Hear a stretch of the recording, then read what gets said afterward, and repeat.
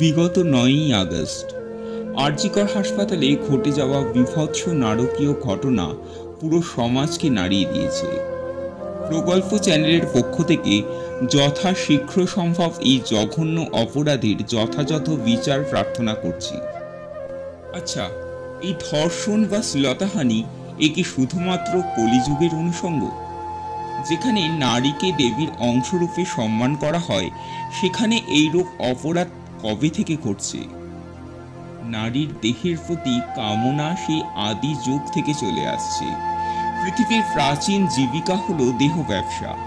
পৌরাণিক গ্রন্থগুলিতে অপ্সরাদের এই ভূমিকায় বহুলভাবে দেখা যায়। আদিম রিপু হলো কাম।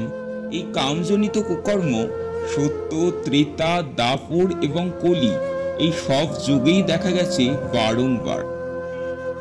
নমস্কার বন্ধুরা, প্রগল্প চ্যানেলে আপনাদের স্বাগত। আমি প্রজেশ। আজ আমরা জেনে নেব বিভিন্ন যুগে ঘটে যাওয়া কিছু ধর্ষণ বা শ্লীলতাহানির কথা আর তার পরিণতি। শুরু করি সত্যযুগের আদিকাল থেকে। সৃষ্টির আদিতে চতুর্মুখ ব্রহ্মা বসেছেন সৃষ্টিকার্যে। সৃষ্টি করলেন এক জ্যোতির্ময়ী অপরূপা নারী, শতরূপা বা মতান্তরে সরস্বতী।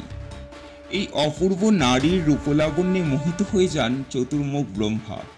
কামতাড়িত হয়ে শতরূপাকে কামনা করলেন। শতরূপা ব্রহ্মদেবকে বললেন, আমি আপনার সৃষ্টি, আপনার কন্যা সমা। ব্রহ্মদেবের ভাবান্তর না দেখে শতরূপা সেখান থেকে পলায়ন করলেন। শতরূপা যেদিকেই যান, চতুর্মুখ ব্রহ্মা তাকে অনুসরণ করেন। অগত্যা শতরূপা ঊর্ধ্বে গমন করতে শুরু করলেন। ব্রহ্মা তখন উপরের দিকে আরেকটি মুখ উৎপন্ন করে তাকে অনুসরণ করে পৌঁছে যান গুহার মধ্যে। সেখানেই মিলিত হন শতরূপা বা সরস্বতীর সাথে। মহাদেব সৃষ্টিকর্তা ব্রহ্মার এইরূপ আচরণে ক্রুদ্ধ হয়ে পিতা পুত্রীর পবিত্র সম্পর্ককে কলুষিত করার কারণে তার পঞ্চম মস্তক ছিন্ন করে দেন। অভিশাপ দেন তার নিজের সৃষ্টিতে তার পূজা কখনো হবে না। পরের কাহিনী দেবী তুলসীর। তুলসী ছিলেন বিষ্ণুর পরম ভক্ত।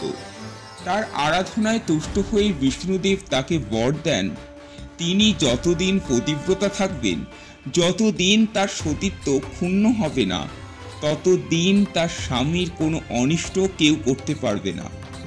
এ কথা জানতে পেরে মহাদেবের অংশজাত অসুর জলন্ধর তাকে বিবাহ করে। অহংকারী জলন্ধরকে প্ররোচিত করেন দেবর্ষি নারদ। তাকে দেবী পার্বতীর রূপের ব্যাখ্যান করে বলেন, সৃষ্টির এই অপরূপা সুন্দরী তোমারই যোগ্য। জলন্ধর কৈলাসে গিয়ে হাজির হলে ক্রুদ্ধ মহাদেব তার সাথে যুদ্ধ শুরু করেন, কিন্তু বিষ্ণুর তুলসীকে দেওয়া বরের কারণে পরাজিত করতে অসমর্থ হন। বহুদিন ধরে চলে এই যুদ্ধ। অবশেষে দেবতাদের অনুরোধে বিষ্ণুদেব ছদ্মবেশে তুলসীর কাছে যায়। তুলসী ভাবেন যুদ্ধে তার স্বামী জয়ী হয়ে ফিরেছে। ছদ্মবেশী বিষ্ণুর সান্নিধ্যে আসার সাথে সাথে তার সতীত্ব ভঙ্গ হয়। মহাদেব কৈলাসে জলন্ধরকে বধ করেন। তুলসী যখনই বুঝতে পারেন সবকিছু, ছদ্মবেশী বিষ্ণুকে ভর্ৎসনা করেন। তুলসীর অভিশাপে বিষ্ণু শালগ্রাম শিলায় পরিণত হয়। এবার আসি অহল্যার কথায়। অহল্যার রূপলাবণ্যের খ্যাতি ত্রিভুবনে ছড়িয়ে পড়ে। দেব, দৈত্য, অসুর, নর, কিন্নর, গন্ধর্ব সকলে অহল্যার প্রাণীপ্রার্থী হয়ে আসে। কিন্তু অহল্যার বিবাহ হয় বনচারী ঋষি গৌতমের সাথে। দেবরাজ ইন্দ্র কিন্তু অহল্যাকে ভুলতে পারে না, সুযোগের অপেক্ষায় থাকে। একদিন গৌতম ঋষি কুটির থেকে বের হয়ে গেলে দেবরাজ ইন্দ্র গৌতম ঋষির ছদ্মবেশে কুটিরে প্রবেশ করেন। ছলনার দ্বারা ভোগ করেন অহল্যাকে। কামতৃপ্তি হয়ে গিয়ে বেরিয়ে যাওয়ার সময় গৌতম ঋষি তাকে দেখে ফেলেন। যোগবলে তিনি সবই জানতে পারেন। তিনি অহল্যাকে পাথর হয়ে যাওয়ার অভিশাপ দেন। ইন্দ্রদেবকে শাপ দেন যাতে তার সারা শরীরে সহস্র যোনির সৃষ্টি হয়। এই সবই হয় সত্যযুগে। এবার আসি ত্রেতা যুগে। ত্রেতা যুগে রাবণ একবার স্বর্গে গিয়ে পৌঁছলেন। স্বর্গের অপ্সরা রম্ভার রূপলাবণ্যে কামতাড়িত হয়ে পড়েন রাবণ। রম্ভাকে সম্ভোগ করতে চাইলে রম্ভা বিনীতভাবে বলে, হে রাবণ, আমি আপনার ভ্রাতা কুবেরের পুত্র নলকুবেরের স্ত্রী, সম্পর্কে আমি আপনার পুত্রবধূ। এই পাপ কার্য দয়া করে আপনি করবেন না। এই কথা শুনে অট্টহাস্য করে রাবণ। একজন স্বর্গবেশ্যার কোনো স্বামী থাকতে পারে না। এই কথা বলে রম্ভাকে ধর্ষণ করেন। অপমানিত রম্ভা নলকুবেরের কাছে গিয়ে সব কথা বলে। ক্রুদ্ধ নলকুবের রাবণকে অভিশাপ দেয়, এরপর কোনো নারীকে তার সম্মতি ছাড়া সম্ভোগ করতে চাইলে রাবণের তৎক্ষণাৎ মৃত্যু হবে। শুধুমাত্র এই কারণে মাতা সীতার রূপে আকৃষ্ট হয়ে হরণ করা সত্ত্বেও তাকে তার অমতে ভোগ করতে পারেনি রাবণ।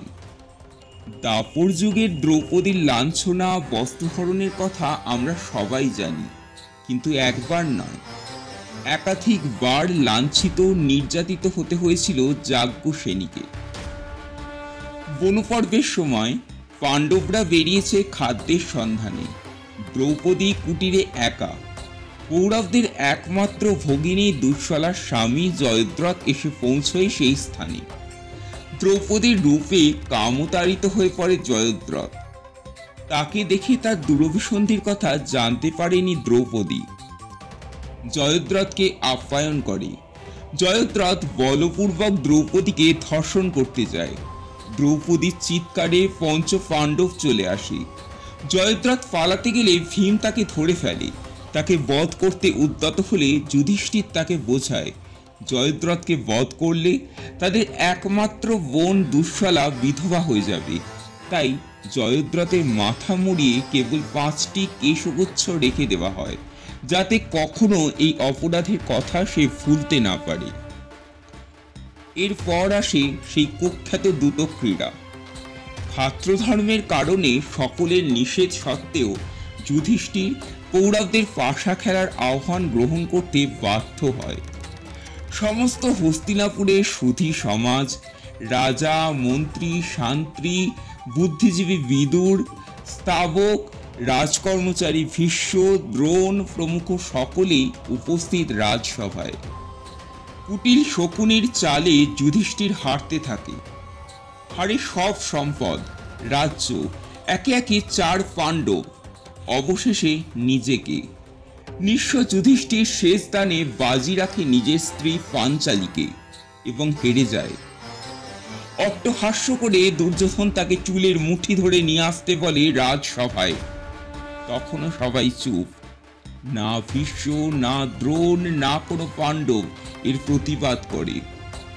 দুঃশাসন দ্রৌপদীকে আনতে গেলে রজস্বলা দ্রৌপদীর শত অনুরোধেও তাকে চুলের মুঠি ধরে টানতে টানতে রাজসভায় নিয়ে আসে।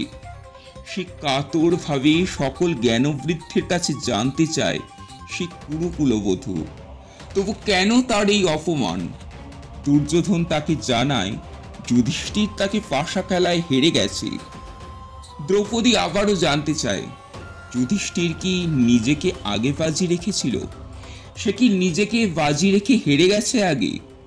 যদি তাই হয় তবে দ্রৌপদীর ওপর আর কোনো অধিকার যুধিষ্ঠিরের থাকতে পারে না। এই কথায় কর্ণ তাকে বহুকামিনী বেশ্যা বলে অপমান করে। দুর্যোধনের নির্দেশে দুঃশাসন দ্রৌপদীকে বিবস্ত্র করতে উদ্যত হয়। তখনও রাজার অন্নে পালিত পরাক্রমশালী বীরপুঙ্গব বুদ্ধিজীবীরা মৌন থাকে। এই বস্ত্রহরণই পরে রাজসভায় থাকা মৌনব্রত ধারণকারী ও সকল কৌরবদের ধ্বংসের কারণ হয়। এরপর আসে অজ্ঞাতবাস।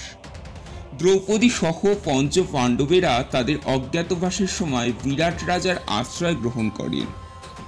ওই সময় দ্রৌপদী সৌরন্ধ্রী নামে সেখানে পরিচারিকার কাজ করতেন। সৌরন্ধ্রীরূপী দ্রৌপদীর সৌন্দর্যে মুগ্ধ হয়ে কীচক তাকে প্রথমে বিবাহের প্রস্তাব দিলে দ্রৌপদী তা প্রত্যাখ্যান করে।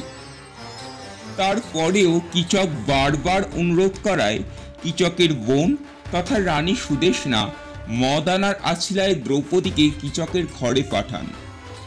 তখন কীচক দ্রৌপদীকে আকর্ষণ করার চেষ্টা করলে দ্রৌপদী তাকে ধাক্কা দিয়ে ফেলে দিয়ে দৌড়তে দৌড়তে একেবারে বিরাটের রাজসভায় উপস্থিত হয়। কিন্তু পিছু পিছু কীচক রাজসভায় এসে সর্বসমক্ষে দ্রৌপদীর চুল ধরে লাথি মেরে অপমান করে। রাজসভায় এমন ঘটনা ঘটতে দেখেও বিরাট রাজা কিছুই করেন না। আবার ওই সময় অজ্ঞাতবাস চলায় পাণ্ডবরা উক্ত সভায় পরিচয় আত্মগোপন করেছিলেন, ফলে কোনো প্রতিবাদ না করে এই অপমান সহ্য করেন। কিন্তু দ্রৌপদী এই অপমান সহ্য করতে পারে না, তাই সে রাতে গোপনে ভীমের কাছে গিয়ে প্রতিশোধ নেবার জন্য উত্তেজিত হয়ে পড়েন। ফলে তারা দুজনে মিলে বুদ্ধি করেন। ভীমের পরামর্শ মতো দ্রৌপদী কীচককে রাতে তার সঙ্গে নাট্যশালায় মিলিত হওয়ার জন্য অনুরোধ করেন।